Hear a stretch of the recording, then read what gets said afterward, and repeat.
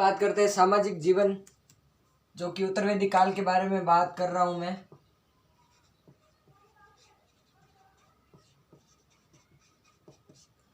उत्तरवेदी काल के सामाजिक जीवन के बारे में मैं बात कर रहा हूं अब कि उत्तरवेदी काल में सबसे बड़ा परिवर्तन क्या आया कि वर्ण व्यवस्था का निर्माण हो गया। कर्म के स्थान पर जन्म को ज़्यादा मान्यता देने जाने लगी। ऋग्वेदिक काल में जो कर्म को मान्यता थी वो उत्तरवेदिक काल में जन्म को दी जाने लगी। यही सबसे बड़ा परिवर्तन रहा है उत्तरवेदिक काल का। प्रश्न बनता है, बहुत बार बना भी है, कि सबसे बड़ा परिवर्तन उत्तरवेदिक काल में क्या रहा था कि वर्ण व्यवस्था, जो कि कर्म से जन्म पर आधारित हो गई थी। उसके बाद वर्णों को 4 भागों में विभाजित किया गया, वो मैं आपको बता ही चुका हूं। क्षत्रिय, ब्राह्मण, वैश्य और शूद्र। आगे देखें कि समाज में मिश्रित जातियों का प्रादुर्भाव हुआ।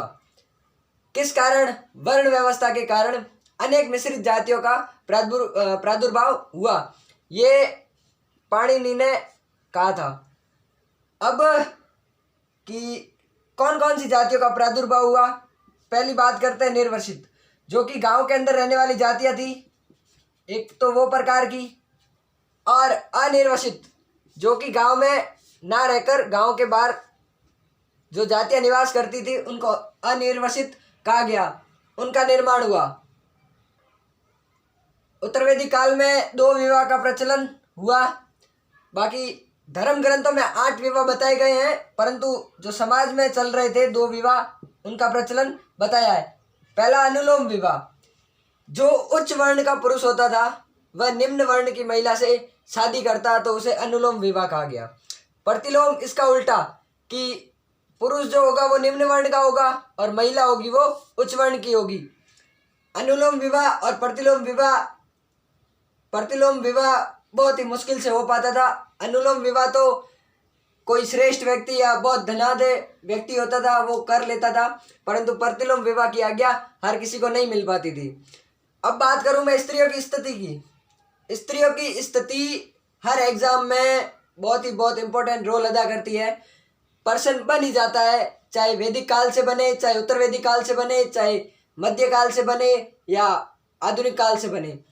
तो स्त्रियों की स्थिति के बारे में ज्ञान होना बहुत जरूरी है।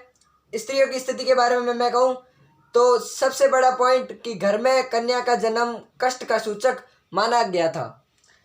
सबसे बड़ा जो चेंजेस था, स्त्रियों की स्थिति डाउन हो गई। ऋग्वेदिक काल में स्त्रियों की स्थिति अच्छी थी। उसके बाद में जो सामाजिक जीवन में बदलाव हुआ, जो ब्राह्मण थे जो यज्ञों को पूर्ण करते थे, संपन्न करते थे, उनकी शक्ति में वृद्धि हुई, क्योंकि वो ब्राह्मणों को अनेक यज्ञ करवाते थे तो उनको बहुत सारा दान मिलता और ज़मीन वगैरह रहने के लिए मिल जाती थी। अब मैं बात करूं तो स्त्रियों की पुनः, तो वह पुरुष के नियंत्रण में आ गई थी। मैत्रायणी संहिता में पर्सन बन सकता है कि मैत्रायणी संहिता में किन 3 चीज़ों को बुराई मानी गई है और वो कौन से काल से संबंधित है। पहला शराब, दूसरा जुआ और स्त्री। इन तीनों को मैत्रायणी संहिता में मनुष्य के जीवन के लिए बुराई मानी गई है। अब मैं बात करूं तो स्त्रियों की, कि विवाह जो स्त्री के लिए होता था, स्त्रियों की कोई उम्र का लिहाज नहीं देखा जाता था, उनका विवाह कम उम्र में ही कर दिया जाता था। उपनयन का अर्थ मैं बता चुका हूँ, शिक्षा। उनको शिक्षा से वंचित किया गया, गुरु के समीप बैठने से उनको वंचित किया गया। अब धर्म ग्रंथों में 8 विवाह बताए गए हैं। उन 8 विवाहों का वर्णन मैं इस प्रकार करता हूँ, देखें। पहला विवाह बताया गया है प्रजापत्य। प्रजापत्य यानी धर्म का विवाह। जो धर्म विवाह होता था उसको प्रजापति विवाह कहा गया। दूसरा विवाह आर्ष विवाह, जिसमें एक जोड़ी बैल और एक जोड़ी गाय, इन दोनों को दहेज के रूप में लिया जाता था। अब देव विवाह, जो यज्ञ करने वाले पुरोहित होते थे उनको देव कहा जाता था और देवों के साथ विवाह करना उस समय बहुत बड़ी बात होती थी। सबसे मोस्ट में बात करूँ तो ब्रह्म विवाह की। जो वेदज्ञ, जो वेद का ज्ञानी होता है, उनके साथ जो विवाह किया जाता था वह ब्रह्म विवाह कहलाता था, तथा इसको सबसे उत्कृष्ट विवाह माना गया है धर्म ग्रंथों में। अब मैं बात करूं तो गंधर्व की। गंधर्व विवाह का अर्थ है आधुनिक प्रेम विवाह, लव मैरिज, जो आज के समय में प्रेमी आशिक सब चाहते हैं, उसे गंधर्व विवाह कहा गया। और मैं छठी बात करूं असुर विवाह की, तो पिता से धन लेकर पुत्री का विवाह करवाया जाता था। जिसकी पुत्री का विवाह नहीं हो रहा है, पिता से धन ले लेके उसकी पुत्री का विवाह या पुत्र का विवाह संपन्न करवाया जाता था। अब मैं बात करूं राक्षस विवाह की, तो राक्षस विवाह महाभारत काल में जो भीष्म पितामह ने कहा कि क्षत्रिय धर्म होता था राक्षस विवाह, कन्या के साथ जबरदस्ती विवाह किया जाता था, उसे राक्षस विवाह कहा गया। पैशाच विवाह वो विवाह जो शरीर पर जबरन अधिकार करके विवाह को संपन्न किया जाता था।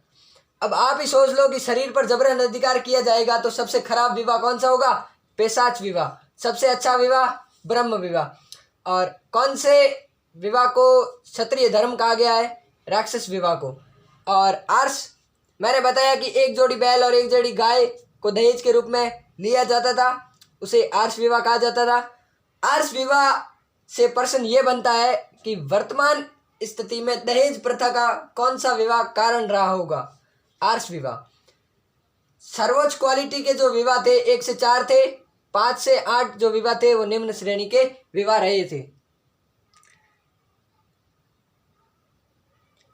आगे बात करता हूं संस्कार की। तो जन्म से लेकर मृत्यु तक हर एक जीव के 16 संस्कार होते हैं। जीव का मतलब मैं ले रहा हूं मनुष्य, है ना, लड़का या लड़की कोई भी हो, उसमें पहले तो लड़के को मान्यता ज़्यादा दी जाती थी।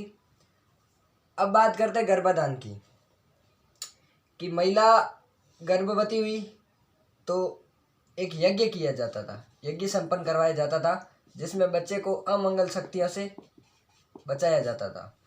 दूसरी बात करूँ पुंसवन, गर्भाधान के 3 माह में पुत्र प्राप्ति के लिए, अब हर किसी की चाह पुत्र प्राप्ति होती है, पुत्र प्राप्ति की चाह के लिए जो यज्ञ करवाया जाता था उसे पुंसवन कहा गया। अब बात करता हूँ तीसरा सीमांतोन्नयन। चौथे, छठे और 8वें महीने में जो बच्चा गर्भ में होता है उसको वापस अमंगल शक्तियों से बचाने के लिए इस संस्कार का अपनाया गया है। चौथा है जात कर्म। जन्म के पश्चात बच्चे को दूध या शहद पिलाकर या सोने की सलाखा द्वारा उसे पंच अमृत चटाना, पंचामृत। आगे बात करता हूँ नामकरण। जन्म के 11वें दिन बच्चे का नाम दिया जाता है, सोनू, मोनू, टुंकू, कुछ भी। आगे निष्क्रमण, 11वां दिन कंप्लीट हो गया। 12वें दिन पहली बार सूर्य के जो दर्शन करवाए जाते हैं 12वें दिन करवाया जाता है। जो सूर्य के दर्शन करवाए जाते हैं उसे निष्क्रमण कहा गया, जो संस्कार में जुड़ा। और बात करता हूँ 7वां अन्नप्राशन। अन्नप्राशन का अर्थ है कि पहली बार बच्चे को अन्न खिलाया जाना। 6 महीने तक तो बच्चा दूध ही दूध पिएगा, दूध पिलाओ।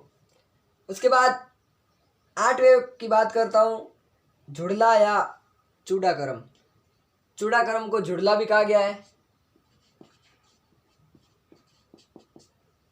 अब झुड़ले से आप समझ ही रहे होंगे, पहली बार बच्चे के बाल काटना। और 9वें की बात करूं तो कर्ण भेदन। पहली बार कर्ण भेदन का अर्थ है कानों में पहनाना, जो कानों में कर्णों को भेदन करके या उसमें लूंग वगैरह पहनाना। राजस्थान में कहते हैं लूंग पहनाया। और कर्ण भेदन के दौरान पहली बार कानों में गायत्री मंत्र का उच्चारण किया जाता था। 10वें में विद्या आरंभ। बच्चा जब 5 वर्ष का हो जाता था तो उसे विद्या के लिए गुरुकुल भेजा जाता था। अब बात करो 11वीं उपनयन या यज्ञोपवीत शिक्षा या विद्याएं देने के लिए उसको यज्ञ करवाया जाता था। मतलब उपनयन शिक्षा जो गुरु के समीप बैठा कर दी जाती थी। उस यज्ञ के दौरान 3 धागे पहनाए जाते थे और हर जगह जाकर जाकर कहते थे भिक्षाम देई भिक्षाम देई। उसके बाद में वह गुरु के गुरुकुल चले जाते थे।